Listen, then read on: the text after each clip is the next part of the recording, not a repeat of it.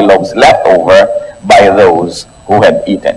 And may the Lord bless us through the reading of His powerful word. What was the background of this story? John the Baptizer was just beheaded. So Jesus retreated to a quiet place, probably for a private time, for a private purpose. But crowds who were so impressed by His miracles followed nevertheless.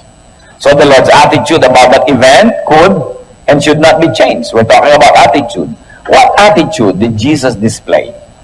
First of all, meron po siyang private purpose. Umalis nga sila sa crowds para magpahinga, para manahimik. Sinundan naman ng napakarami mga tao, according to our reading, 5,000 men, not to count the women and the children, who were not always counted during those times.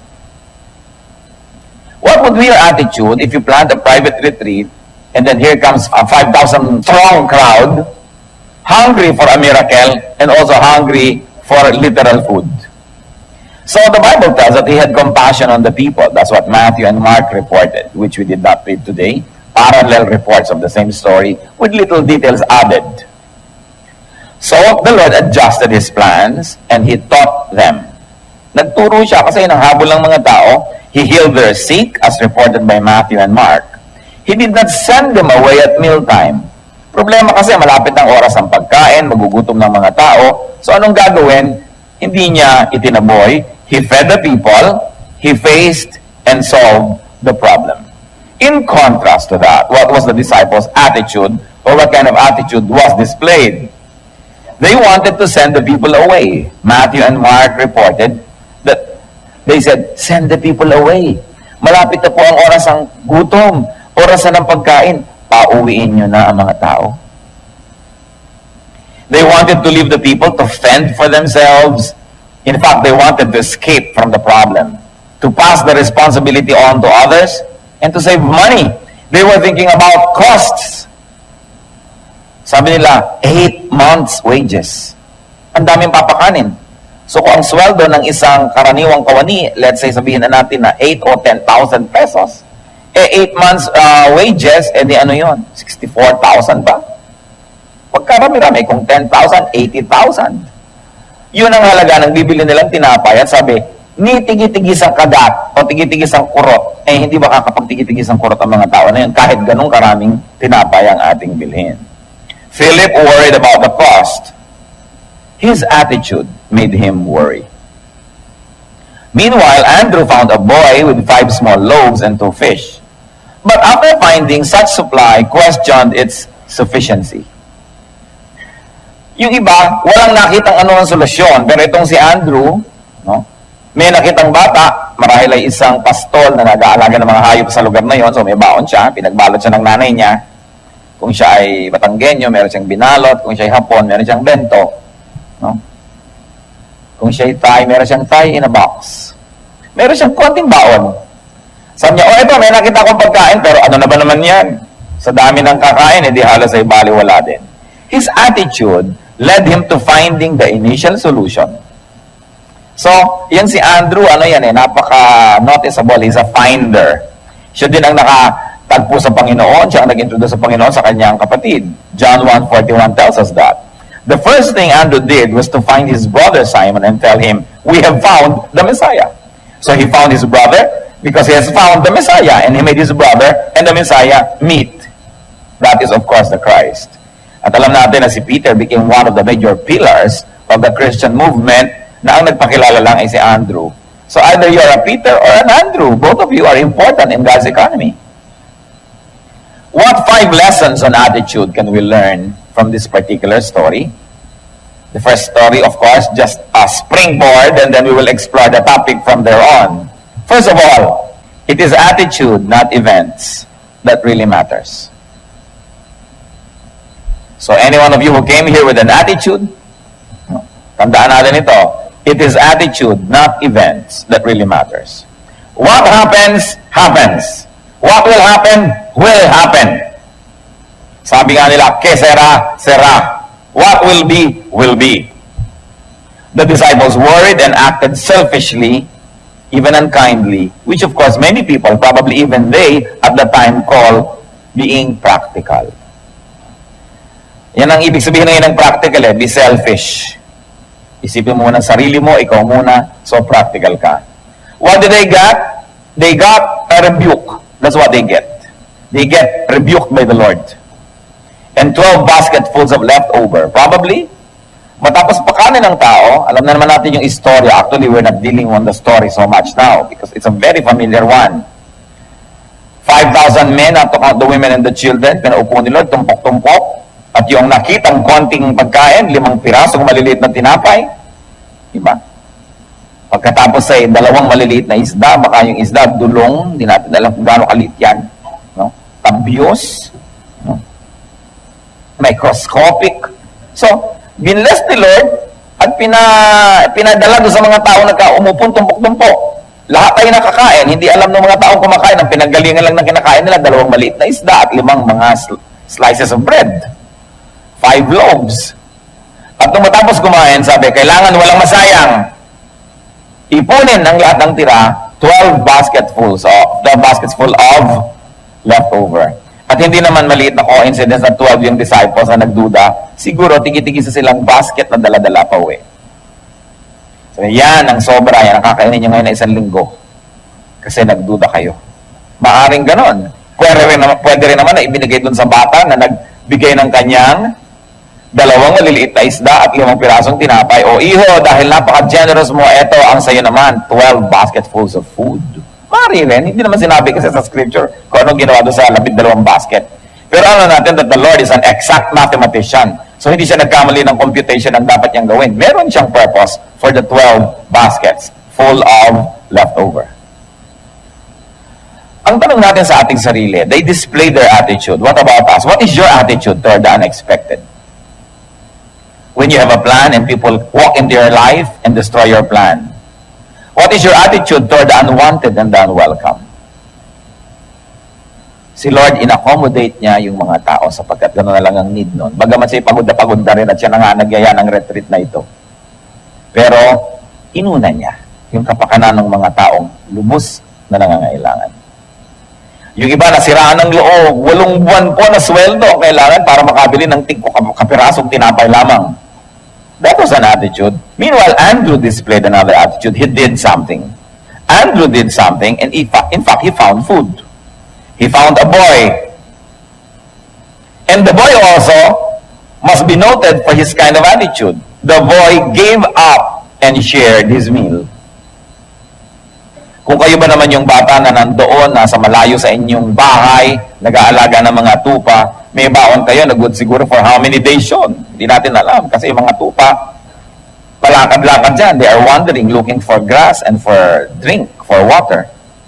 Ginibak niya yung pagkain niya. Alam ba niyang paparamihin yun? Alam ba niya na magkakaroon ng 12 baskets na tira? Hindi niya alam. Pero yung attitude niya, because it was very good, it became the springboard for blessing.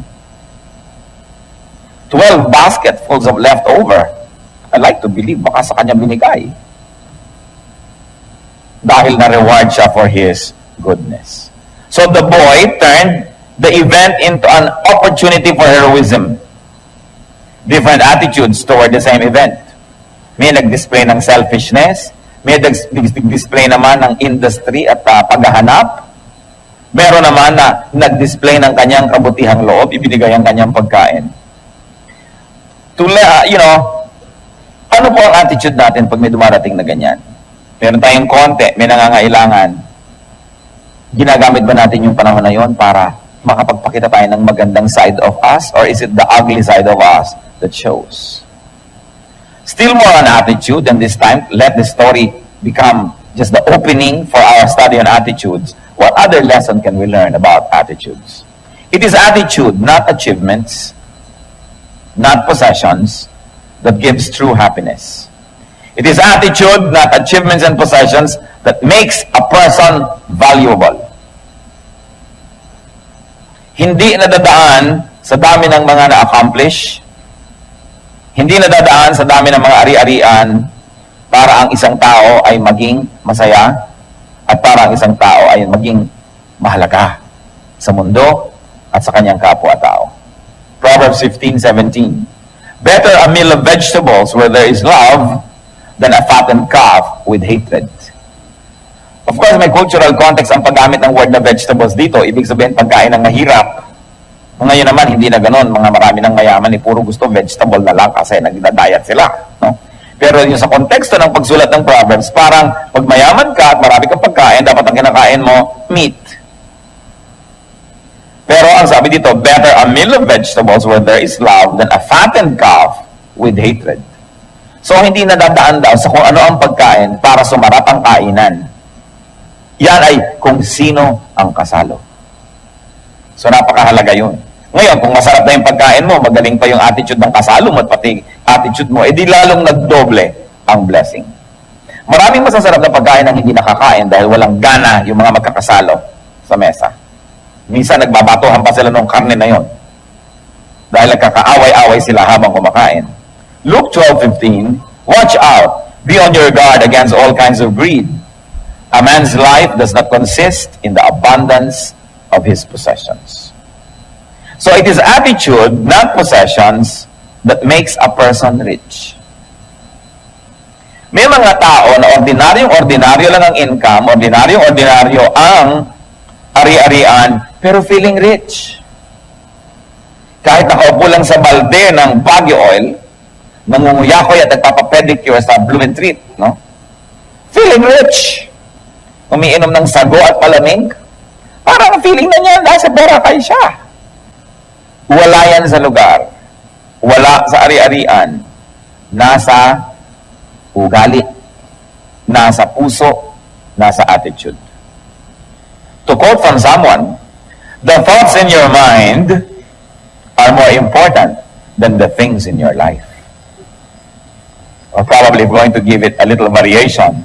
The thoughts in your mind are more important than the money in your pocket. Napakahalaga kung anong uri ng mga thoughts ang laman ng ating isip. Ecclesiastes 5:19. Moreover, when God gives any man wealth and possessions and enables him to enjoy them, sasabihin niya, well, that is a beautiful life. Sinasabi dito ni Solomon that it is possible for a person to have wealth and possession, but that person is unable to enjoy those things. Kasi sabi, kaya kung meron ka na, napagkalooban ka ng kayamanan at mga ari-arian, at napagkalooban ka pa ng kakayahan to enjoy it, iyan ang tinatawag na blessing. Kaya hindi yung halaga ng ating mga ari-arian, kundi paano natin pinahahalagahan ang ating mga ari-arian. It's not the amount. Sino ang wealthy person? Wealth is not correctly measured by how much you have, but how much you enjoy what you have. Yun ang talagang wealth. Kung minsan nga, how much you enjoy what others have. Nakikipakinig ka sa radyo ng kapitbahay, nag-e-enjoy ka, that's wealth. Maraming magagandang tao, ang gaganda ng damit, ang gaganda ng alahas, sa halip na mainis ka at mainggit, tinitingnan mo sila, ine-enjoy ng mata mo ang kagandahan ng kanilang mga damit, ang kagandahan ng kanilang mga ayos, nag-e-enjoy ka nun. Nag-e-enjoy po ba kayong makakita ng mga magagandang tao o pag nakakita ka ng maganda, inggit agad na pumapasok sa iyong utak? Can you imagine? Nagpaganda siya ng nagpaganda, tapos ikaw ang titingin, edi libre ang iyong panoorin. Nagpabango ng nagpabango, ikaw itong singhot ng singhot sa tabi niya, hindi ka nagkagastos, yung ilong mong nag-enjoy. Alam niyo ba yung taong may pabango, hindi naman niya naaamoy yung pabango niya kasi ang amoy na yan, pag nagtagal ng naaamoy mo, namamatay yung pang-amoy mo, hindi mo na alam. So gumasa siya ng kutakot-takot para mabanguhan ka, edi libre. Ang dami-daming bagay na libre. Sabi nga nila, the best things in life are free. But we've got to have the attitude.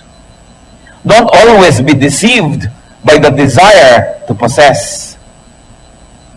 Kasi kung minsan, pag ikaw yung may-ari, ikaw lang yung nagkakaroon ng burden of maintenance, burden of guarding, pagbabantay, pagmamantini. Ang hirap. Nakita niyo yung mga bantay ng mga bahay bakasyunan. Isang taon silang nakatira doon ng libre. Yung may-ari na nagbabayad ng buwis, nagpagawa no, nagme-maintain. Mga isang linggo lang, isang buwan nandun. Maraming bagay na pwede tayong ma-enjoy sa buhay. So, it is a man's thought and attitude that enables him to enjoy even possessions. Because even if your attitude is wrong, you still will not enjoy. Ang ang dami-daming mga tao nagkokolekta na ang mamahal na mga antique na mga bagay at artworks, tapos nasa vault.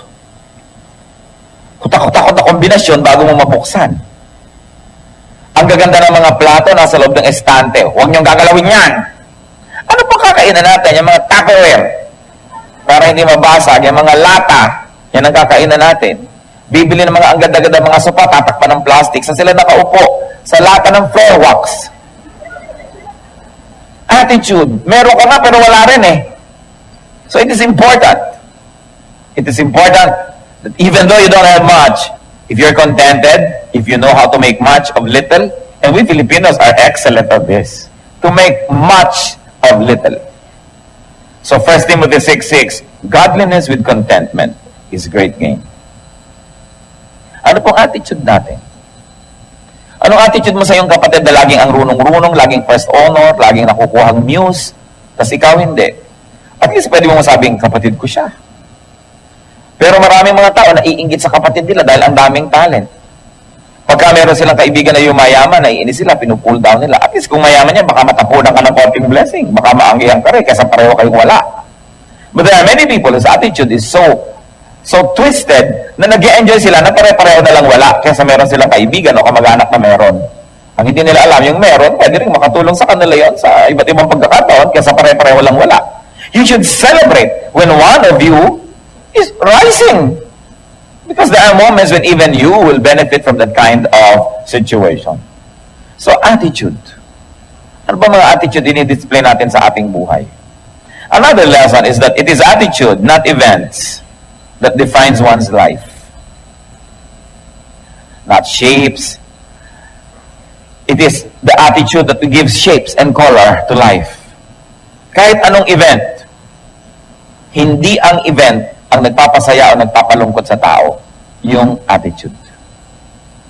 Joseph, the dreamer, was not destroyed by adversity. In fact, he was made through adversity. Paborito ng tatay niya na ini sa mga kapatid, isinel sa slavery, nakarating sa Egypt. Naging mabuting slave. Pinag-isipan naman ng masama ng kanyang kapwa, nakulong. Nung nakulong, anong nangyari? Doon pala niya mamimit ang mga katulong ng Pharaoh. Na pagdating ng panahon, yung mga katulong na yun na magbubulong sa Pharaoh tungkol sa kanya, ipapatawag siya. To make a long story short, siya naging second most powerful man in the land. But he could have not gone to that position had he not been imprisoned. He would have not been imprisoned kung hindi siya ginawa ng masama ng kanyang amo o ng asawa ng kanyang amo. And he would have not even gone there if his brothers did not sell him to slavery. So maraming mga tao are on their way to Egypt, to a land of slavery, pero ang nakikita lang nila, yun lang, kaya sila nalulungkot. Hindi nila nakikita na yun ay pintuan, entry point to greatness. It is attitude. Sabi nga, the same heat that melts the wax hardens the clay. So huwag niyo sisisihin yung init dahil kayo natunaw. Kung kandila kayo, pinasok kayo sa oven, tunaw kayo. Pero kung kayo putik, pinasok kayo sa oven, lalo kayong titigas. So it is really you, not the heat, that determines what kind of life you will have. Another lesson is that it is attitude, not looks, that makes one truly attractive. Ano po bang nagmamagnetize sa atin sa tao? Hindi talaga looks, attitude. Yung looks, pang-umpisa lang yon. Sapagkat, kung talagang ang looks ang nagiging attraction ng isang tao, bakit merong ang gagandang mga babae, inihiwalayan pa rin ang asawa? Bakit merong ang gagandang lalaking mga iniiwan pa rin ang asawa ay pinagpapalit sa mukhang bangungot? I have heard so many beautiful women lament na ipinagpalit sa kanila ng kanilang asawa, isang babae talagang mukhang bangungot na ang libangan lang ay ngumata ng chiclet, no? At manguyakoy. Puro peklat pagka hindi na pula ang ilaw. Pero bakit ipinagpapalit? Sometimes it is attitude. Hindi naman natin sinasabing palitan nyo ang pangit na attitude na asawa. Pag yan na yan, yan na. Pero ang point, kung talagang physical beauty ang attraction, bakit ang dami-daming magaganda iniiwan pa rin ng kanilang mga mahal sa buhay? How come very good-looking people are left, abandoned, escaped from by their partners? Although, of course, it is contestable na kung sila talaga lagi ang may kasalanan noon. Kung isa naman talagang mapaglaro lang yung isa. But what is important here is to note that you cannot keep people interested in you. You cannot keep people wanting you to be around them just by being beautiful. It is good to be beautiful. But remember, church, listen to this. What is good will definitely be beautiful. So it's not enough to just be beautiful. Be good. Because if you are good, you become beautiful. Yun ang napakahalaga. Improve your attitude more than your looks. Improve your attitude before your looks. Gaano karami yung tao na 3 oras nag-aayos ang buhok? Sa isang linggo, siguro 3 oras nakababad sa beauty parlor o sa gym. 3-4 na oras na nagbubuhat ng mga bakal na kung ano-ano, no? Para gumanda. Hindi masama. Inaayos ang balat, inaayos ang muscle, ang buhok, ang ngipin, ang lahat na. Pero gano'ng karaming porsyento ng oras na yun ang ginugugol natin para ayusin ang ating ugali? Siguro kung kalahati man lang. Nalilimutan ba nating magsuklay, manalamin bago lumabas ang bahay? Pero naaalala ba natin laging, teka, ano ba masama kung ugali kahapon na-display? Hindi ko nagagawin ngayon. Ano bang dapat maganda kong ugaling gawin ngayon? Gano'ng karaming oras ang ginugugol natin para ayus-ayusin ang ating mga pag-uugali? Kaya it is not only looks. Although looks are important, but it's not all important at the expense of our attitude. Yung mga ibang tao sobrang blessed eh. Ang ganda-ganda na physically, ang ganda-ganda pa ng kalooban. Napakahalaga. At huwag din naman natin i-ignorin yung ganda na skin deep. Importante rin yun. Sasabihin nyo, ano ba naman beauty? Beauty is only skin deep. Ano ba naman ang gusto mo makarating na hanggang pancreas? Yung beautiful pancreas. Mga sour grape lang kung minsan yan ang iba, no? I-appreciate it lang yung physical beauty. Yes, why not? But, more than that, it is the heart that really makes people beautiful.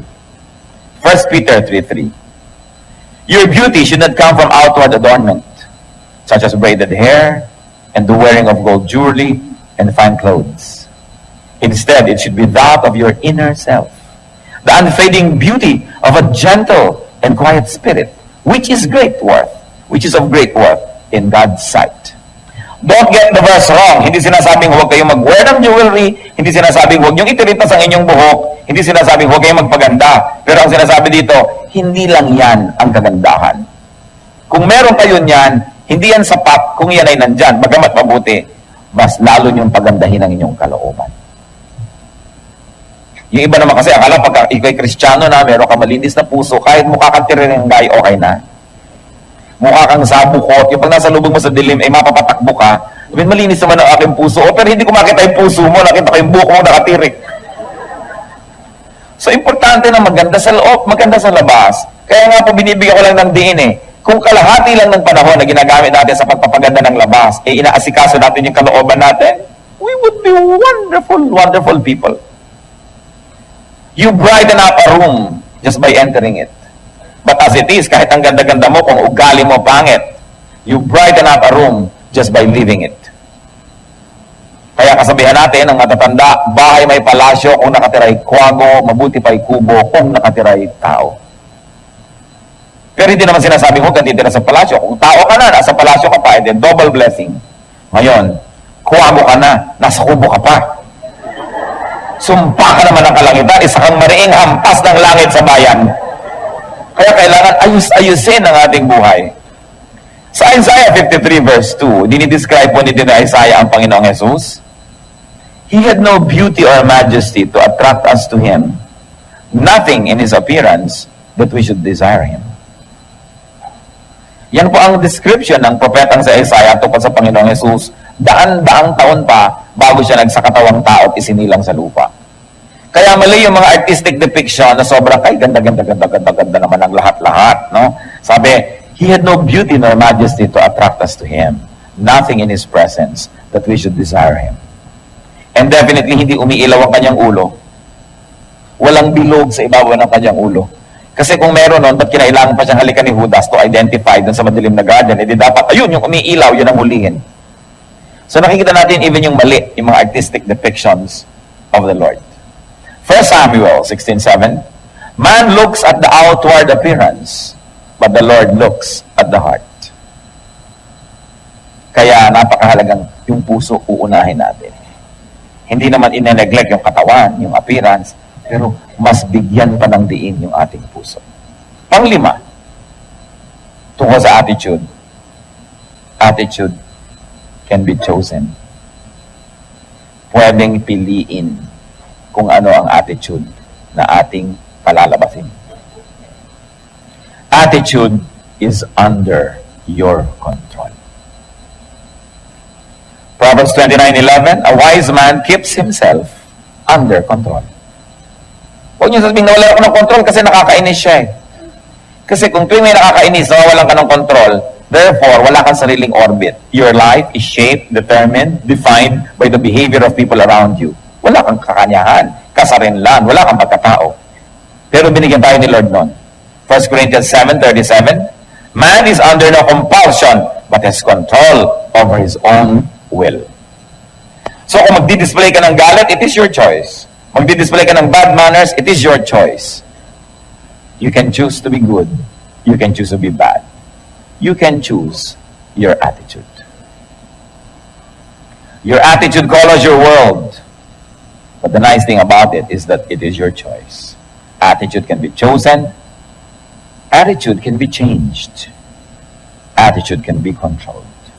Galatians 5:22-23, discussing about fruit of the Spirit, a person full of the Spirit, but the fruit of the Spirit is, among others, self-control. Dapat natin gawing goal not to control others. Ano yung mga ibang tao, ang galing mag-control ng asawa, ang galing mag-control ng anak, ang galing mag-control ng mga empleyado, ang galing mag-control ng nasa paligid, pero hindi makontrol ang sarili. It is the most important conquest to control yourself. Philippians 4:11-13. Paul says, I have learned to be content whatever the circumstance. I know what it is we need, and I know what it is to have plenty. I have learned the secret of being content in any and every situation, whether well-fed or hungry, whether living in plenty or in want. Why? Because I can do everything through Him who gives me strength. Na sinasabi ni Paul, kaya kong gawin ang lahat sa pamamagitan ni Kristo na siyang nagbibigay sa akin ng kakayahan. Kaya huwag niyo sasabihin, hindi ko kasi kaya ang kontrol sa sarili ko eh. Hindi ko kasi, yung pituitary gland ko kasi eh. Yung sugar count ko kasi eh. Yung kasing bituka ko, yung abdo ko, yung kung sino-sino sinisi. Yung lola ko kasi. Alam mo, sabi kasi ni Freud, yung kung ano ng mga theories. We are in control of ourselves. That's what the Bible says. When you lose your temper, you usually lose. Kaya napaka-importante, pinipili ang attitude. What kind of attitude will I display today? If I am faced with a problematic person, what kind of attitude will I display? And remember this, people need love, especially those who don't deserve it. Kaya kung ang nila minamahal mo lang, yung kamahal-mahal, kahit naman mga hindi anak ng Diyos, ginagawa yun eh. Pero tayo mga anak ng Diyos, we have to be different. Sabi nga ni Lord, you have to be perfect because your Heavenly Father is perfect. To do something beyond what unbelievers are able to do. Choose your attitude and have the power to choose the quality of your life. The quality of your life is not dictated by the national GNP, by national statistics. The quality of your life is not dictated by geopolitics. It is not dictated by the exchange rate of the peso and the dollar. It is not even dictated by who will be the next president of this forsaken land. But the quality of your life is determined by your attitude. Ephesians 4:22-24. You were taught with regard to your former way of life to put off your old self, which is being corrupted by its deceitful desires, to be made new in the attitude of your minds, and to put on the new self, created to be like God in true righteousness and holiness. At ano pong sinasabi ng Philippians 2:5? Our nation is a great hope, and the hope of our nation is in our attitude. The way that the Lord can change our attitude so that we can become achievers, not complainers, so we can help each other, not destroyers of each other, so So we can build a nation instead of destroy it. It's important to have an attitude that is positive, godly, and Bible-based. Philippians 2:5. Your attitude should be the same as that of Jesus Christ. Kaya bumalik tayo dun sa storya na inumpisahan natin. The Lord had to change plans. Well, that was his attitude. He changed plans and accommodated people. He did the right thing. He did the important thing. The Lord, siya ay ipinapako sa krus. Anong ginagawa niya? Nananalangin. Ang pinapanalangin niya, nagpapako sa kanya. Sabi, Father, forgive them, for they know not what they do. Kung siya ay hindi tinatanggap, ay ang Panginoon ay hindi ipinipilit ang sarili. At kung siya ay tinataboy, umaalis naman siya. Hindi niya pinagpipilitan ang kanyang sarili.